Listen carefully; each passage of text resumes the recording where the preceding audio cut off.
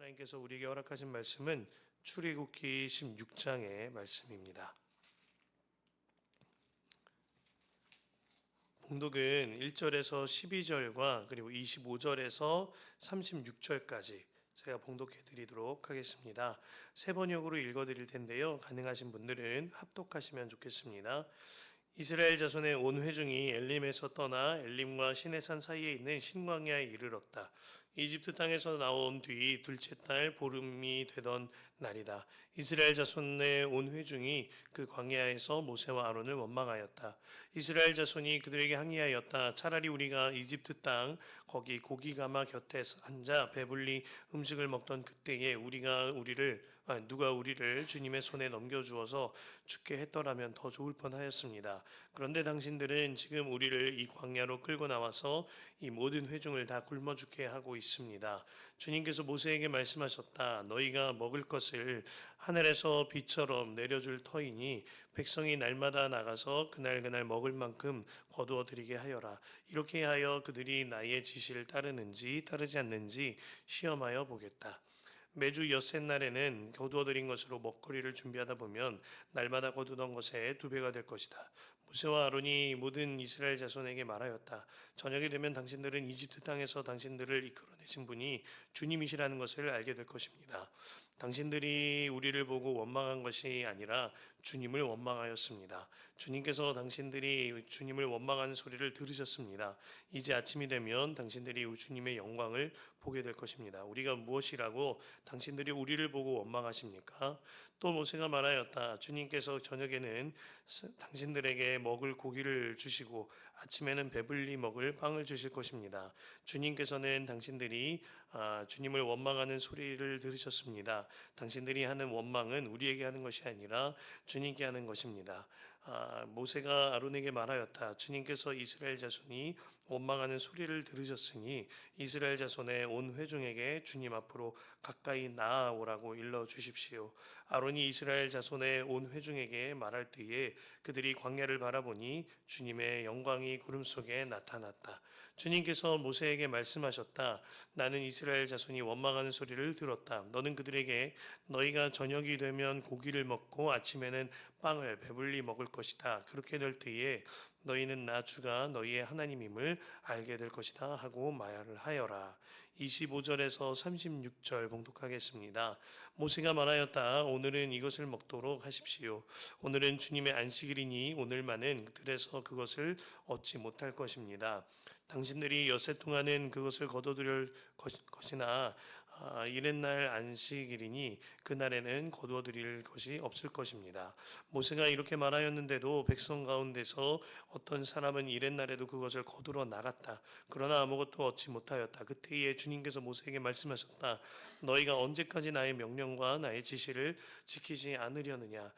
내가 너희에게 안식일을 주었으니 엿새날에는 내가 너희에게 양식 이틀치를 준다. 그러니 이튿날에는 아무도 집을 떠나 밖으로 나가서는 안 된다. 너희는 이것을 명심하여야 한다. 그리하여 백성이 이튿날에는 안식하였다. 이스라엘 사람은 그것을 만나라 하고 하였다.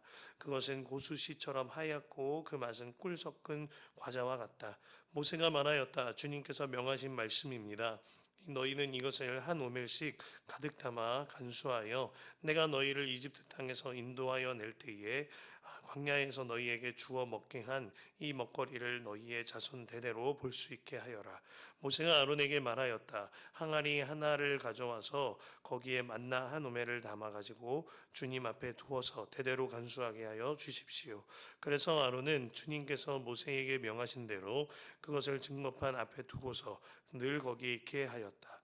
이스라엘 자손은 정착지에 이를 때까지 40년 동안 만나를 먹었다. 가나안 땅 접경에 이를 때까지 만나를 먹었다. 한 오멜은 10분의 1 에바이다. 아멘. 하나님의 말씀입니다.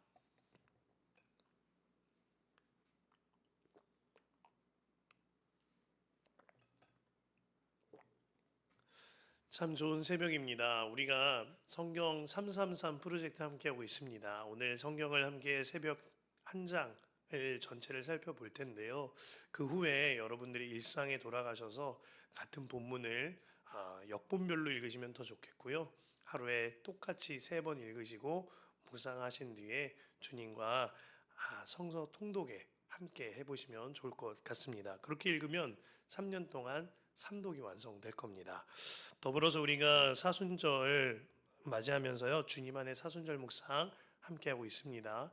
매일 오전에 우리가 카톡방을 통하여서 묵상 나눔이 이어지고 있는데요. 그를 통하여 주님의 십자가의 길을 더욱더 바라보시기를 소망합니다. 자, 본문 속의 이스라엘은 또다시 원망하며 불평합니다. 지난 장에서는 마실 물이 없다고 불평을 하였는데요. 오늘에서는 먹을 것이 없다고 불평하는 겁니다. 그 시작을 본문은 이렇게 엽니다. 1절 말씀의 후반절에 보면은요. 엘림과 시내산 사이에 있는 신 광야에 이르렀다.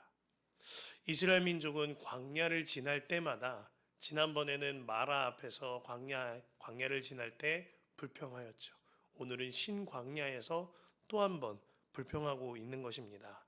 하지만 이것이 비단 이스라엘 민족의 일만일까 하는 마음이 듭니다. 우리도요, 신앙의 연조를 지나가면서 성숙해질 법도 한데 때때로 하나님의 뜻만 여쭐 법도 한데요.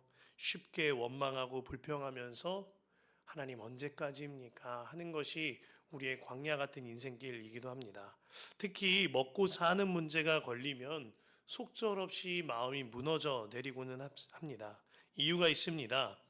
지금도 함께 하시는 그 주님이 믿어지질 않기 때문에 쉽사리 원망하고 불평하게 되어지는 겁니다. 주님께서 지금도 나와 함께 하시는 것이 믿어진다면, 또한 그 주님이 어떠한 주님이신지가 믿어진다면 이렇듯 원망하며 불평하지 못할 것입니다. 제가 신학생 시절에 늘 염려와 근심 중에 하나가 이 먹고 사는 문제였습니다. 등록금이나 기숙사비를 저희 어머니께 손 벌려 본 적이 없는 저는 나름대로 열심히 산다고 살아보았습니다.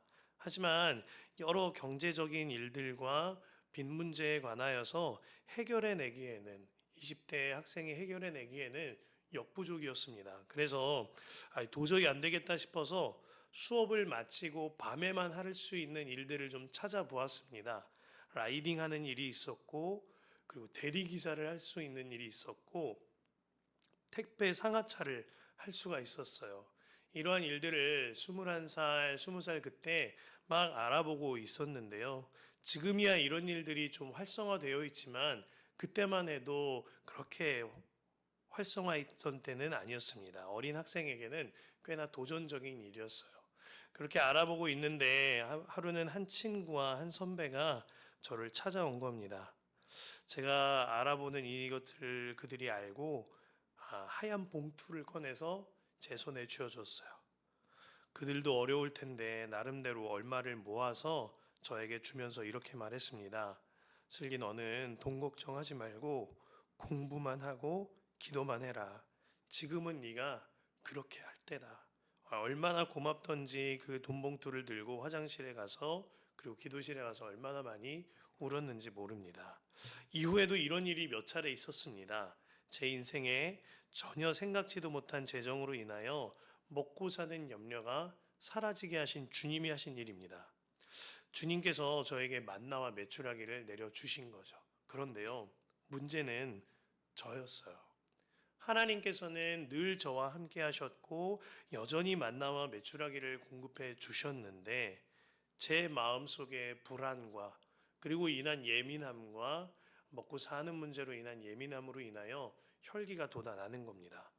어려움이라는 포장 아래에 드는 불안과 혈기였지만 그 근본적인 마음을 돌아보면 사실은 하나님에 대한 불신앙이 제 마음에 있었던 겁니다. 제게 왜 이런 문제가 있었을까요? 하나님께서 만나와 메추라기를 때마다 공급해 주셨는데도 왜 이렇게 흔들리고 무너졌을까요? 주님을 향한 온전한 믿음, 주님과의 인격적인 관계 아래 주님이 어떤 분이신지, 주님이 지금도 나와 함께 하심에 대한 그 믿음이 없었기 때문입니다. 주님이 지금도 나와 함께 하시고 그 주님은 온 천지를 창조하셨으며 홍해를 가르신 하나님이시다. 그 하나님께서 나를 살리시고자 나를 위하여 자기 자신을 버리신 하나님의 아들로 오셔서 십자가를 지셨고 지금도 내 안에 계신다. 그만큼 날 사랑하신다. 그만큼 위대하신 분이시다. 이것이 믿어진다면 걱정하고 원망하고 불평할 일이 무엇이 있겠습니까? 저에게 이 복음에 대한 믿음이 신학생임에도 없었던 겁니다. 그러니 늘 먹고 사는 문제에 넘어지고 쓰러졌던 겁니다. 1절에서 3절에 이스라엘 민족이 불평하는 내용을 보면은요, 정말 안타깝습니다.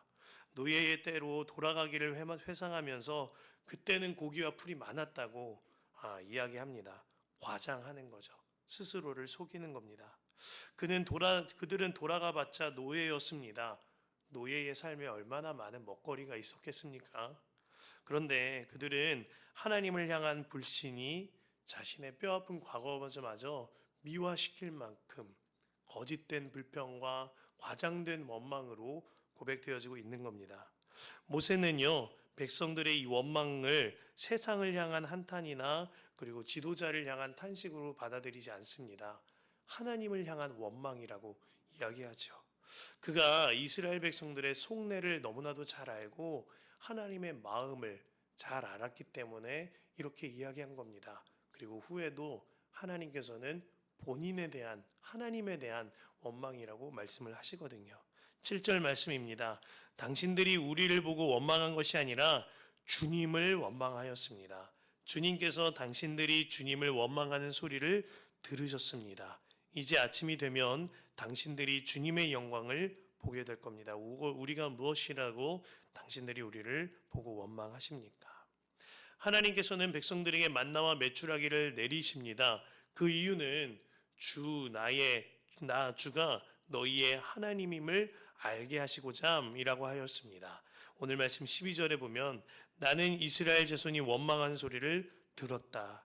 너는 그들에게 너희가 저녁이 되면 고기를 먹고 아침에는 빵을 배불리 먹을 것이다.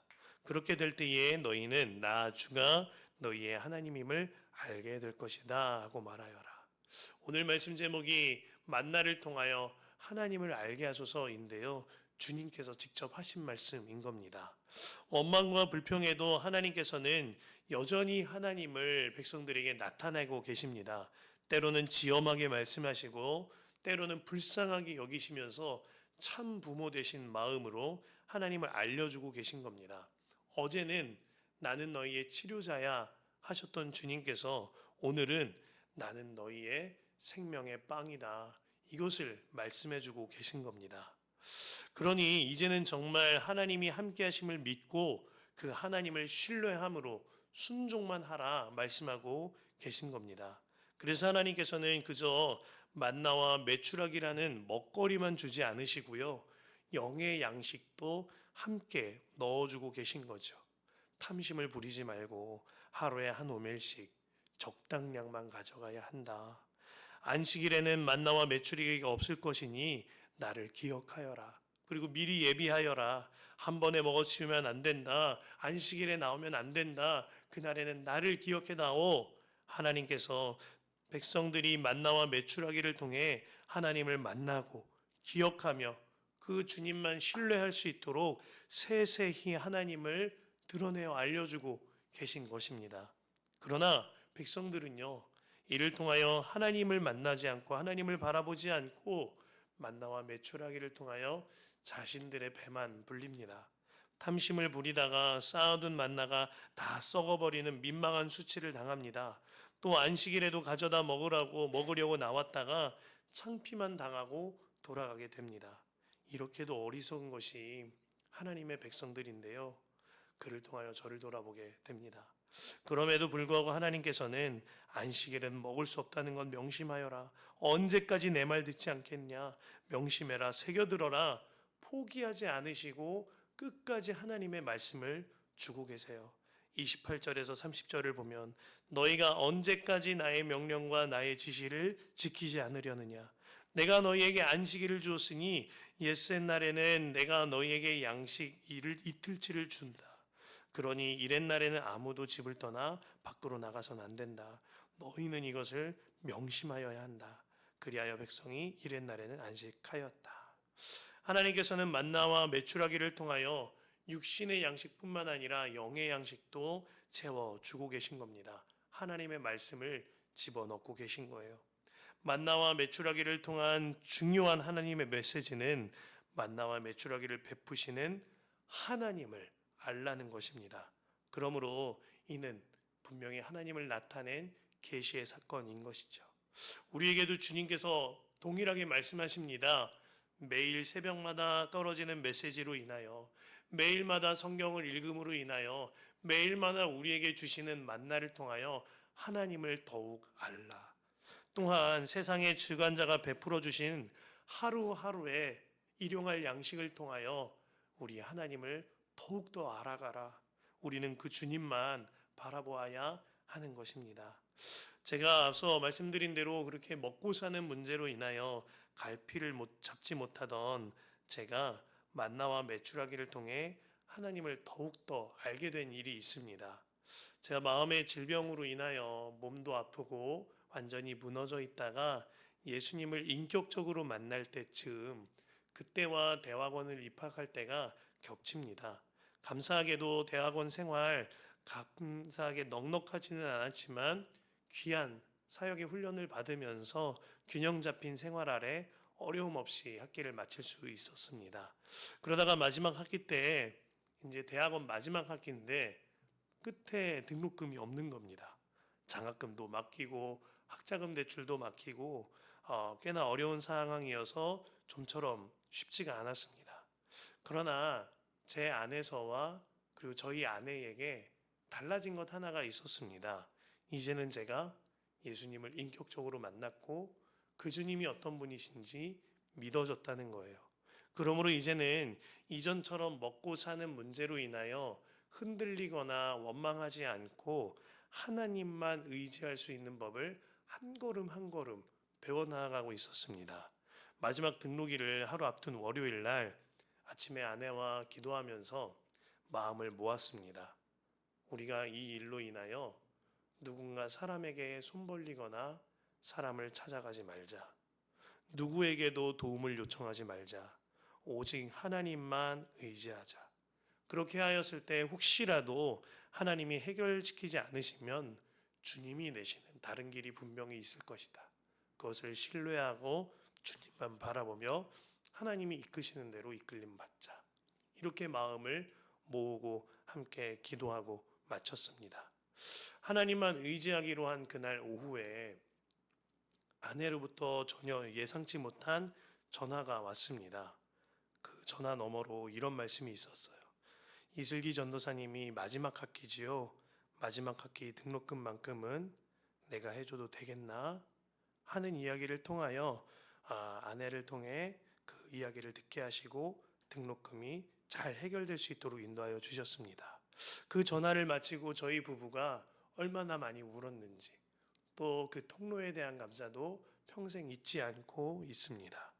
누군가에게는 그저 한 학기 등록금일지 모르지만 저희 가정에는 하나님만 의지했을 때 받은 생명의 빵과 같은 하나님의 선물이었기 때문입니다. 이 이야기를 통해서 그저 기도하면 응답받는다 이런 말씀 드리는 것 아닙니다. 하나님을 인격적으로 만나고 내 안에 사시는 하나님이 믿어지고 그 분이 어떤 분이신지 그 십자가 복음이 믿어지니 저희 가정의 반응이 달라졌거니와 그를 통하여 주님이 하시는 일을 경험케 하신 겁니다. 그날 이후로 이 기억을 가지고 늘 먹고 사는 문제, 재정의 문제, 현실적인 문제들 앞에 흔들림 없이 주님만 바라보게 하셨습니다. 말씀은 이 하나님의 메시지가 들어있는 만나와 만나를요, 평생 동안 영원히 보관하라고 말씀을 하십니다. 오늘 본문 32절과 33절에 모세가 말하였다 주님께서 명하신 말씀입니다.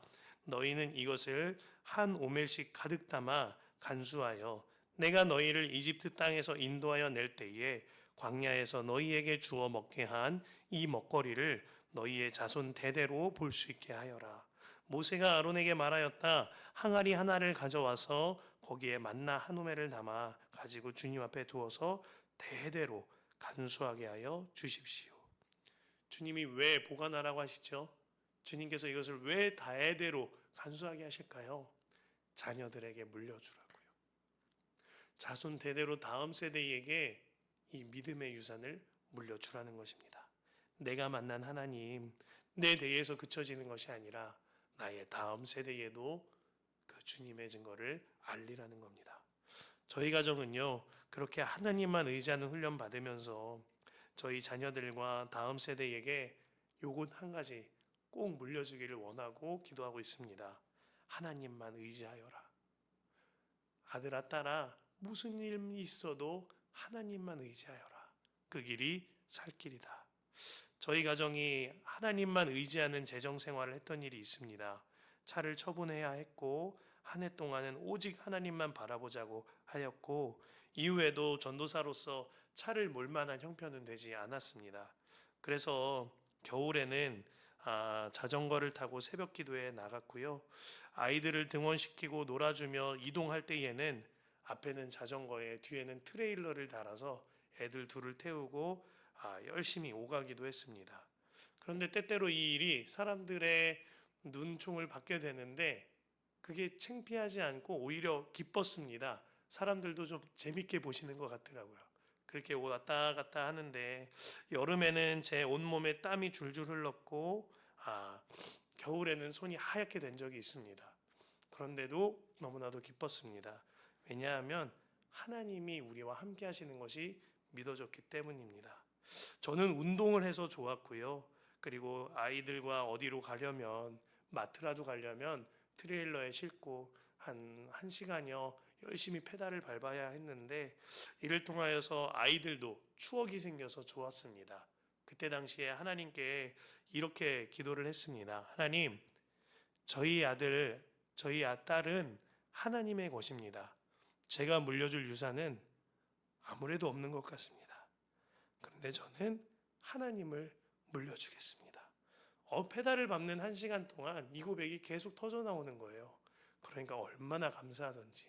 틀림없이 자동차를 타는 아이들보다 저희 아이들이 더 재밌고 더 추억이 많았으리라 믿습니다. 지금 생각해보면 그 3년여 가까이가 저희에게는 더할 나위 없는 축복이었음을 고백합니다. 시간이 지나면서 하루하루 빌려 탈 수 있는 쉐어카를 이용할 수 있었고 지금은 제가 섬기던 교회에서 흘려보내 주시고 또한 우리 교회의 배려로 승합차로 새벽 예배를 오갈 수 있는 수준이 되었습니다. 낮에도 밤에도 성전 기도를 비롯한 사역을 감당할 수 있게 되었어요. 하지만 저희 가정에 항상 잊지 않고자 몸부림치고 있는 것이 있습니다. 그리고 자녀들에게도 알려주려고 애쓰고 있는 것이 있습니다. 우리는 하나님께 공급받는 가정이야. 우리는 하나님께 공급받는 삶을 사는 사람들이야. 하나님은 우리 안에 살아계셔서 매일마다 생명의 만나를 주시는 분이야. 우리 주님은 분명한 생명의 떡이셔. 사랑하는 성도 여러분, 매일 공급되는 말씀이라는 만나와 매일 공급되는 일용할 양식이라는 은혜의 만나를 통하여 하나님을 더욱더 알아가게 되시기를 소망합니다. 그로 말미암아 하나님만 신뢰함으로 하나님이 이끄시는 대로 이끌림 받는 삶 살아보시길 바랍니다. 그 삶이 정말 큰 행복이고 정말 큰 축복일 것입니다. 마침내 내가 만난 하나님을 나의 자녀에게 그리고 다음 세대에게 전할 수 있는 저와 여러분이 되시길 간절히 축복합니다. 생명의 만나이자 영원한 만나 되신 주님은요, 지금도 저와 여러분 안에 살고 계십니다.